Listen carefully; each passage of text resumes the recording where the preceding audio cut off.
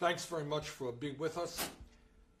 In terms of climate change, the very bad news is we have a president of the United States who does not even understand the reality of climate change and is moving us in exactly the wrong direction. Right now in Poland, the United States government is working with Saudi Arabia and Russia to minimize the devastating impact that climate change is having on this planet and will have in the future. And we are taking on a fossil fuel industry that over a 10-year period spent $1.7 billion in campaign contributions and lobbying in order to keep this country and the world going forward dependent on fossil fuels. That's the bad news. The good news is that right now, today, right here on Capitol Hill, we had 1,000 young people from the Sunrise Movement over there in the House of Representatives telling the House that the time is now to transform our energy system away from fossil fuel to energy efficiency and sustainable energy, telling the representatives in the House and all of us that they've got to have the guts to take on the fossil fuel industry, which is more concerned about short-term profits than the future of this planet. And I think the good news is also that more and more people are understanding that we cannot continue to go forward in the way that we have. The terrible wildfires in California, which claimed over 85 lives, destroyed 14,000 buildings, have told the American people that if we don't get our act together, what we saw in California is going to be commonplace, not only in this country and around the world. And as all of you know, in the last month or so, we have had two reports, one from the Intergovernmental Panel on Climate Change, the other from 13 agencies of the federal government, and they said the same thing. They said that if we do not substantially reduce carbon emissions, if we don't transform our energy system into sustainable energy, the damage that will be done to this planet is irreparable, will be irreparable, will be impacting our kids and our grandchildren. So there is that growing understanding that we have to stand together globally and take on the greed and recklessness of the fossil fuel industry. So that's the message of today. We've got a lot of obstacles in our way, but there is a growing movement to demand that Congress finally act on behalf of the American people and not just the people who own the fossil fuel industry. I think we got some questions coming in, Josh? Yeah, we do. We have one. We have one from Linda who says, what are some simple and strong talking points the general public can use to encourage awareness on alternative energies? The talking points are pretty simple, and that is to suggest that even if you do not believe in the devastating reality of climate change, that if you want cheaper electricity, we should be moving to solar and to wind, which in many instances now is less expensive than fossil fuel. And I think the other talking point is that within the scientific community, the debate about the reality and devastation of climate change is gone. The scientific community is virtually united in understanding that climate change is real, caused by human activity, and already causing devastating problems. But bottom line here is, what corporate America knows, what many of us know, is that we have got to invest in sustainable energy, in solar, in wind, in geothermal. That is the future for energy in this country and around the world. Josh, you got anything else? Yeah, John says, how do we get our Congress to pass laws that divest our use of fossil fuels? Essentially what we need is a strong grassroots movement.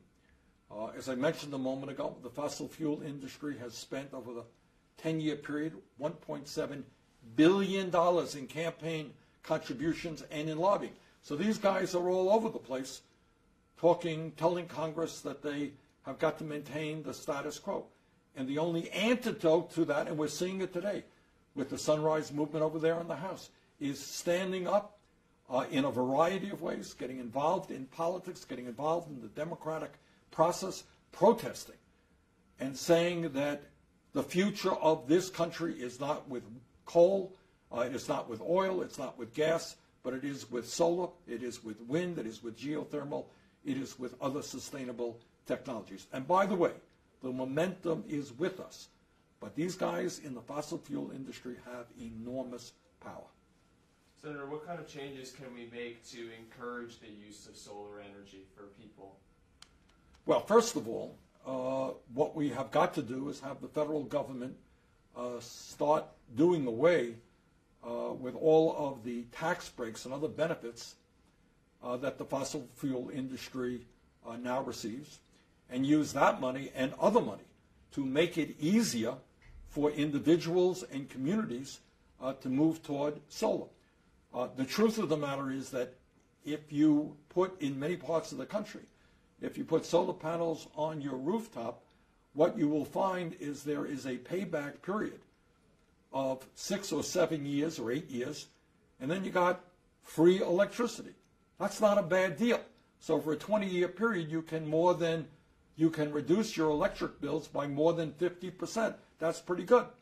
The problem is that many people, working people, middle-income people, lower-income people, don't have the available capital to invest in those solar panels. And one of the things the federal government should be doing is making that money available, that lending available, to help any household in this country put solar panels on their rooftops, and also to make sure that we are investing in larger scale solar utilities as well. Mary has a question. She says, how can we transform off of fossil fuels in a way that doesn't hurt working class people? That is a very good question. And I think implicit in any serious legislation, and including legislation that I offered several years ago, is to make certain that we do not blame the workers in the fossil fuel industry, whether they're coal miners or people who work on oil rigs. They are not the cause of the crisis in climate change, and they should not be punished. So in all serious legislation that's out there, there is a substantial amount of money going into helping those workers get retrained, get the education that they need, and helping those communities that are negatively impacted by the transition away from fossil fuel. It's a very good issue, Mary, and I'm glad that you raised it. Coal miners are not our enemy. People who work in the oil industry are not our enemy. They have to make a living. They have to take care of their families. We understand that. They should not be punished as we transition away from fossil fuel. Maybe one more, Josh. Yeah, one more. So we have another question that says, can climate change be considered a national security threat to move us from a war economy to a green energy and jobs economy? Who asked that? This is from Tarek. Tarek? You know, it's a funny thing that you asked that, Tarek. A couple of years ago, I was in a debate, and somebody said, well, what is the major foreign policy concern that you have? And I said, you know, climate change. And people laughed at me, oh my goodness, how silly can you be? It's supposed to be terrorism and all that other stuff. Well, terrorism is a very real threat. But to my mind, climate change and the devastation that it is wreaking on this planet right now and will in future years is in fact a national security issue. It's a national security issue because when you have drought all over the world and people cannot grow their crops, food will not be available to the people who need it. There'll be mass migrations of people from one country to the other who are driven off of their homeland because they cannot survive. When you have wildfires like the one we saw in California, and those fires take place all over the world, of course that's a national security issue. So seeing the price of food rise or the lack of the availability of food, seeing flooding, seeing migrations of people, seeing the federal government having to spend hundreds and hundreds of billions of dollars repairing the damage that extreme weather disturbances have caused. Of course that is a national security issue, and it should be seen in that light. So, bottom line is, I happen to agree with what the recent reports stated, and that is there is a global crisis taking place right now. It's going to impact every country on earth, and our job is to stand up now before the damage becomes irreparable, bring people together. And when we do that, by the way, when the United States leads the world in getting China and Russia and other countries together to fight climate change, not only will we be on the right side of justice, not only will we be protecting the needs of our kids and our grandchildren, but we will also be creating millions of good-paying jobs, and in the long run, we will also be lowering utility bills in this country. No doubt in my mind that being aggressive in transforming our energy system is exactly what we have to do. So let's all stand together. Let's have the courage to take on the very powerful fossil fuel industry. Let's save this planet for future generations. Thank you all very much.